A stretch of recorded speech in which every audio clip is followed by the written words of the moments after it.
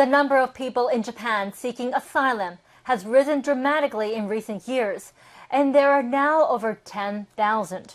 But less than 1% are accepted as refugees. Hundreds are detained at immigration facilities, sometimes for years. This is drawing criticism both in Japan and abroad.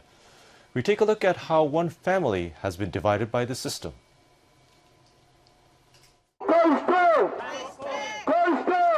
In late September, demonstrators gathered in front of a Tokyo immigration detention center.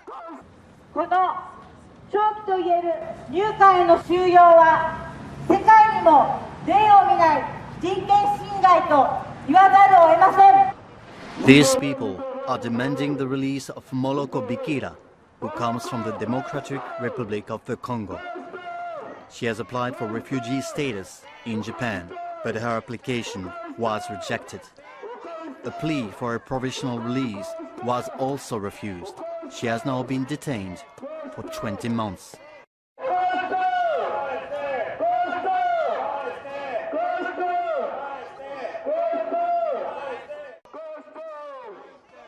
Moloko's husband, Hugo, is among the demonstrators.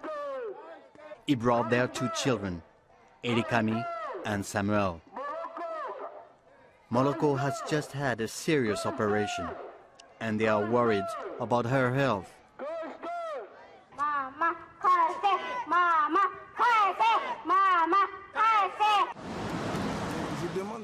I'm asking that immigration free Moloko Bikala as soon as possible, because if her condition worsens, it could have severe consequences.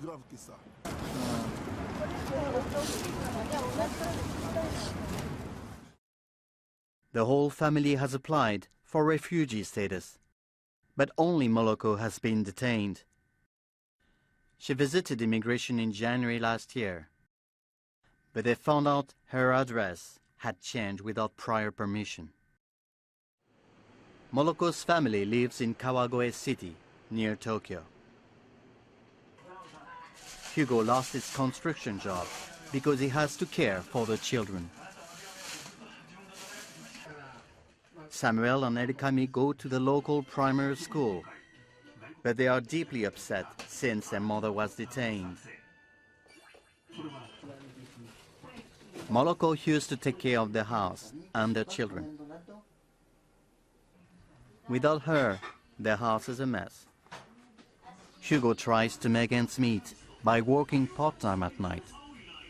He earns less than $500 a month. My life has completely changed. I can't make money,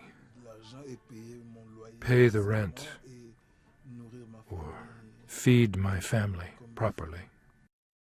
The couple arrived in Japan in 2008 after fleeing the Congo. At the time, the country was torn by conflict and strife. The government brutally persecuted anyone who opposed it. Moloko and Hugo were members of the opposition party. Hugo was investigating killings by the police. But when he was summoned by the authorities, the couple fled the country. They believed Japan was a safe place where they could find work. But when they applied for refugee status, they were told it would take years. Their children were born while they waited. After 5 years, they finally found out their application had been rejected. They applied a second time and waited another 6 years. It is the government, the Japanese immigration, that put us in this situation. They do not say yes. They do not say no. They leave you like this. Moloko's lawyer has repeatedly called for her release. They had the least intention to flee or go missing. Moloko did break the rules when she failed to report that she was moving, but to keep her in detention for such a long time, that's way out of proportion. Moloko's case is not unusual.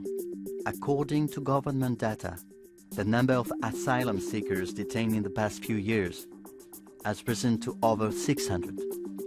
Since 2017, the number of foreigners detained at immigration facilities for over a year has almost doubled.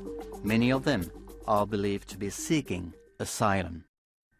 Moroko calls her children every day. They speak in Japanese. Someone? はい、元気元気。寂しい。私、あなたとイニカに会いたい。毎日私が会いたい。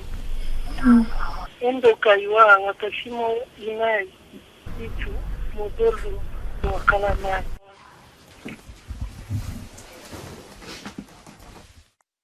ママと会いたい。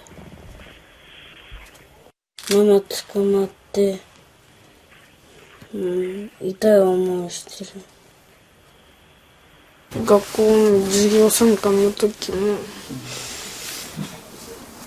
お母さんいないし、パパは仕事行っちゃってるから、みんな来ないで、なんで俺だけこうなったんだろうって。Last month, a symposium was held near Tokyo.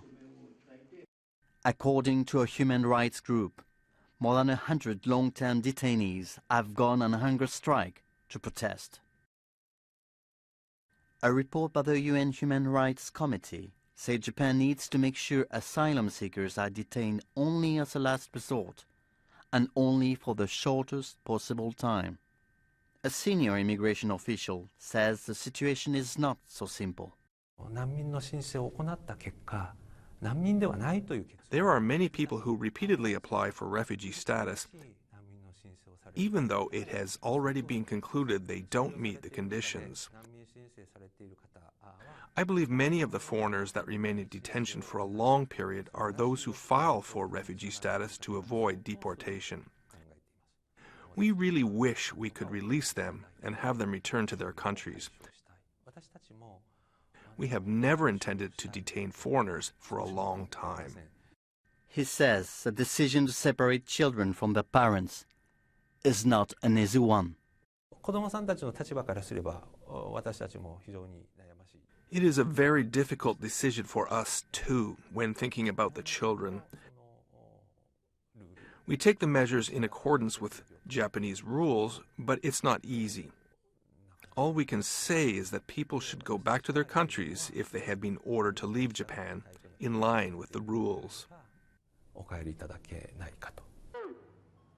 The political climate in the Congo has stabilized, but Hugo insists it is still not safe to return.